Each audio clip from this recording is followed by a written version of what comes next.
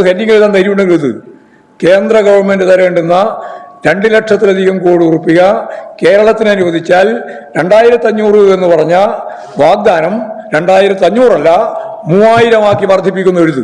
ധൈര്യമുണ്ടെങ്കിൽ എഴുത്. ഒരൊറ്റ എഴുത്തിൽ എഴുതൂല എന്ന് എനിക്കറിയാം. നാളെ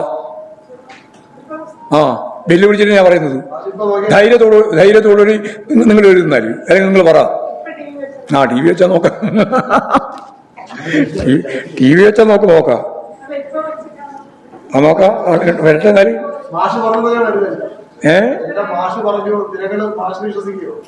ഞാൻ പറഞ്ഞാൽ ജനങ്ങൾ വിശ്വസിക്കും, കൃത്യമായിട്ട് വിശ്വസിക്കും. അതിന് സംശയം. ഞങ്ങൾ പറഞ്ഞത് എന്താണോ അത് നടപ്പിലായിക്കൊണ്ടാണ് മുന്നോട്ടേക്ക് പോകുന്നത്.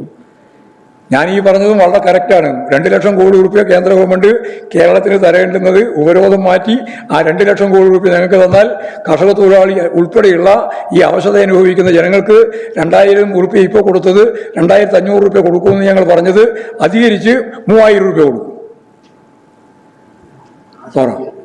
ഉറപ്പാണ് ഈ ഗ്യാരണ്ടിയിൽ. മനസ്സിലായില്ലേ?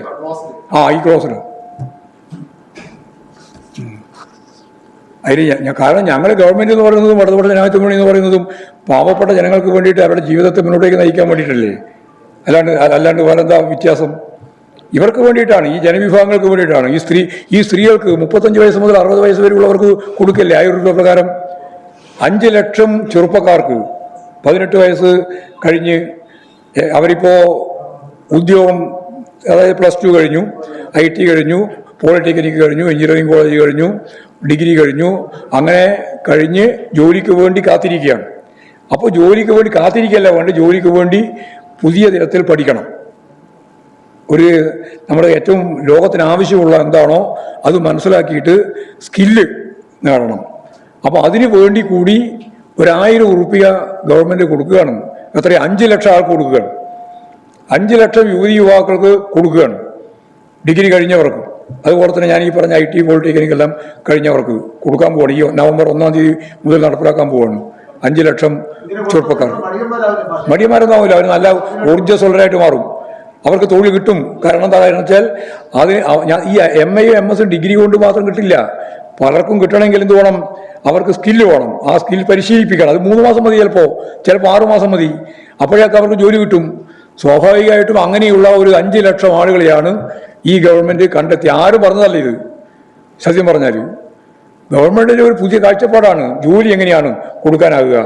KDSCിന്റെയും അതുപോലെ തന്നെ ഇപ്പോൾ വിജ്ഞാന കേരളത്തിന്റെയും ഒക്കെ നിലപാട് അടിസ്ഥാനപ്പെടുത്തിയിട്ട് ഈ ചെറുപ്പക്കാർ കോളേജിൽ പഠിച്ചുകൊണ്ടിരിക്കുമ്പോൾ തന്നെ ജോലി സംബന്ധിച്ചുള്ള കാര്യങ്ങൾ മനസ്സിലാക്കിയിട്ട് ഇടപെട്ട് അവർക്ക് ജോലി കൊടുക്കാനാണ് ഇപ്പോൾ ശ്രമിച്ചുകൊണ്ടിരിക്കുന്നത്.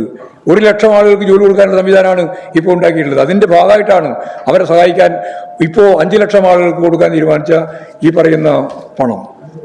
ഇങ്ങനെ ഞാനിപ്പോൾ ഓരോന്നോരോ ആശാവർക്കർമാർ, അവർക്ക് 1000 രൂപ, അംഗൻവാടിക്കാർക്ക് 1000 രൂപ, അതുപോലെ തന്നെ നമ്മുടെ ഏരിയ അടിസ്ഥാനത്തിലുള്ള നമ്മുടെ കുടുംബശ്രീ സംവിധാനത്തിന്റെ ഭാഗമായിട്ടുള്ളവർക്ക് 1000 രൂപ ഗ്രാന്റ്. ഇങ്ങനെ 1 കോടിയിലധികം വരുന്ന ആളുകൾക്ക് ആനുകൂല്യം നൽകിയിട്ടുള്ള ഒരു സംവിധാനമാണ് ഈ മന്ത്രിസഭാ യോഗത്തോടുകൂടി പ്രഖ്യാപിച്ചിട്ടുള്ളത്. അത് കേരളത്തിന്റെ ചരിത്രത്തിൽ വലിയ സംഭവമായിട്ട് മാറാൻ പോവാണ്. ആവേശകരമായ ഒരു പശ്ചാത്തലമാണ് ജനങ്ങളിൽ ഉണ്ടാക്കിയിട്ടുള്ളത്. ഇവിടെ പ്രതിപക്ഷ നേതാവ് ഇന്നലെ അസംബ്ലി യോഗം ചേർന്ന് ഉടനെ തന്നെ ഞാൻ എഴുന്നേറ്റ് ഇത് തട്ടിപ്പാണെന്ന് പറഞ്ഞിട്ട് എങ്ങനെ കേൾക്കുക? ഇത് മാനസികമായ ഒരു സ്ഥിരതയോടുകൂടി കേൾക്കാൻ സാധിക്കണ്ടേ അസംബ്ലിയിൽ? അത് സാധിക്കില്ല എന്നുള്ളതുകൊണ്ടാണ് അപ്പം തന്നെ എഴുന്നേറ്റ് പുറപ്പെട്ടിയാണ്. എന്നിട്ടാണ് തട്ടിപ്പാണെന്ന് പറഞ്ഞ് നടന്നത്.